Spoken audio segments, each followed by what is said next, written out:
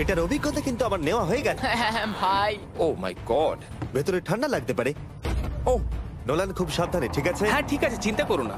মনে হচ্ছে রাত্রেবেলা দুঃস্বপ্ন দেখছি ভাই। ওদিকে থাকাটা শাস্তি মনে হতে পারে, কিন্তু এতে মজা আছে। ও মাই গড, ও এটা পাগলামো ভাই। মজার বিষয় হলো টাইমার এখনো চালু হয়নি, কারণ তোমাকে এখনো কবর দেওয়া শেষ এটা হয়নি। বলতে খুব খারাপ লাগছে, কিন্তু তোমরা কি একটু তাড়াতাড়ি কবর দিতে পারবে? ঠিক আছে ম্যাক। আরো লোকজনকে নিয়ে এসো। না না না, এটা তো ভেঙে যাবে মনে হচ্ছে। অফিসিয়ালি টাইমার এবার শুরু হলো। মনে হচ্ছে টাইমার এখনই শুরু হলো আর আমি এখনই পাগল হয়ে যাচ্ছি। জানি না আমি এখানে কি করে থাকবো। ম্যাক, মাথার উপরে দড়ি দড়ি। দেখতে পাচ্ছ? ওটাকে একটু টানবে। এটা কি কোনো ট্রিক? না, পরের বার ওটাকে টানলে আমরা তোমাকে বাইরে বার করে আনবো। আর যদি তুমি 24 ঘন্টার আগেই বেরিয়ে যাও, তুমি সবকিছু হেরে যাবে। আমি নিচে বাড়িটাকে পুড়িয়ে ফেলবো। আর তার সাথে $7,00,000। মানে তুমি সবকিছু নষ্ট করে দেবে? হ্যাঁ, সবকিছু। Sweet dreams Mac. আচ্ছা শোনো, ওয়াকি টগিরা ফেলে দিও না।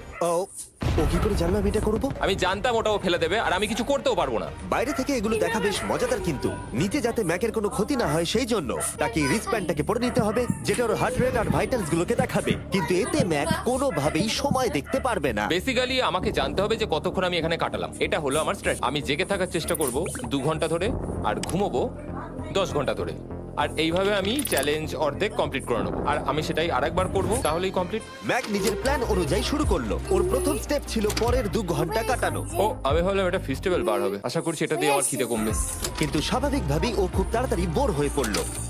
হুম, হুম, হুম, হুম, হুম, হুম। ভাই সত্যি ওখানে তেমন কিছুই করার নেই। এর জন্যই তো রাখা। আর ম্যাকের বোর হওয়া এটা ইঙ্গিত দিল যে ম্যাক এর ভেতরে খুব ভালো ছিল না, কারণ ম্যাকের প্রথম 45 মিনিটের মধ্যেই ওর সময়ের হিসাব সম্পূর্ণরূপে হারিয়ে গেল। আমার মনে হচ্ছে 2 ঘন্টা কেটে গেছে। এবার আমাকে প্রায় 10 ঘন্টা ঘুমিয়ে কাটাতে হবে আর অর্ধেক চ্যালেঞ্জ আমার কমপ্লিট হয়ে যাবে। এখানে ঘুমই ছিল একমাত্র উপায় যা ম্যাকের সময়কে দ্রুত কাটাতে পারত। কফিনের মধ্যে প্রথমবার ঘুমাবো। জীবন্ত কবর থাকা অবস্থায় ম্যাকের পক্ষে জানা খুবই কঠিন ছিল যে সময় কতটা পার হলো, বিশেষ করে যখন ও একটানা 30 মিনিটের বেশি ঘুমোতে পারছিল না। আমি বুঝতে পারি না কটা বাজে এখন। আমার মনে হচ্ছে আমাকে এক্ষুনি ভগবান ডেকে নেবে হয়তো। মনে হচ্ছে 12 ঘন্টা কেটে গেছে আর হয়তো কিছুক্ষণই বাকি।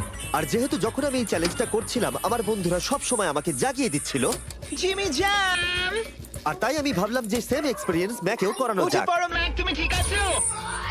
ও ভাই তোমাকে দেখে তো মনে হচ্ছে তুমি এইমাত্র ট্রাকে ধাক্কা খেয়েছো। হ্যাঁ, আমারও তাই মনে হচ্ছে। ট্রাকে ধাক্কা মারলো। যদি আমি এখন ঠিকঠাক গেস করি যে আমি তখন ভেতরে আছি, তাহলে সেটা হবে।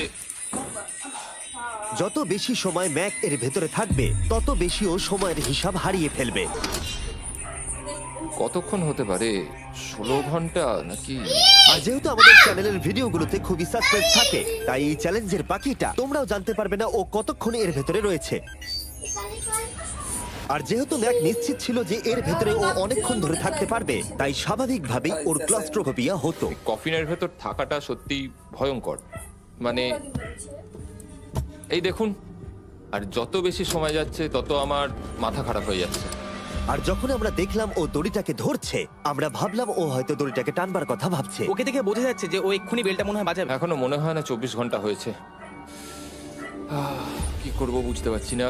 আমি এরকম একটা ভিডিওতে আগেও এসেছি আর কিচ্ছু পাইনি। আর এবারে ফিরে আসার কারণটা হলো আমি একটা সেকেন্ড চান্স পেলাম, যেটা পুরোপুরি আপনাদের জন্য। আমি যদি এখন এখানেই চ্যালেঞ্জটা শেষ করি তাহলে এটা হবে যে আমি 24টা ঘন্টা কাটাতে পারলাম না। ভগবান, এটা যেন আমার ভুল সিদ্ধান্ত না হয়। ম্যাক, বন্ধু, ভাই, কেমন আছো তুমি? আমি খুবই নার্ভাস। আমি আসলে সময়টাকে বলতেই চাই না, তাই নো কমেন্ট। জিমি, আমি জানি না তুমি 7 দিন কিভাবে এখানে ছিলে, কিন্তু আমার আর ভালো লাগছে না। হ্যাঁ, তুমি কি এই পয়েন্টে এসে গেছো যে তোমার পায়ে ঠিকমতো ব্লাড ফ্লো হচ্ছে না? আর তোমার কি মনে হয় তোমার পেছনটা বডি থেকে আলাদা হয়ে খুলে পড়ে যাবে? জিমি, আমি ভাবছি এটাকে টানবো এবার। আমি কিছু জানি না। জিমি, আমি তোমাকে $50 দেবো যদি তুমি আমাকে সময়টা বলো। আমি জানি না। ঠিক আছে, আমি গিয়ে দেখে নিচ্ছি। কোদালটা রেডি করো, বুঝলে? 3, ও মাই গড, মনে হচ্ছে দড়িটা টানবে। 2, বাজাবে এবার। 1। ও! টাইমারটা স্টপ করে দাও। আর যেহেতু এখন ম্যাক তার ডিসিশন নিয়েই ফেললো, তাই আমাকে শেষ কাজটা করে ফেলতে হবে। যতক্ষণ তোমাকে খুঁড়ে বার করা হচ্ছে আমি শপিফাই সম্পর্কে বলতে পারি। হ্যাঁ, বলে দিতে পারো। শপিফাই হলো এমন একটা প্ল্যাটফর্ম যেটা উদ্যোক্তাদের তাদের লক্ষ্য পূরণের দিকে এগিয়ে নিয়ে যায়। মাঝে মাঝে বিজনেস শুরু করতে ভয় লাগে, যেমন মাকড়সার মাঝে থাকা, জ্যান্ত কবর থাকা।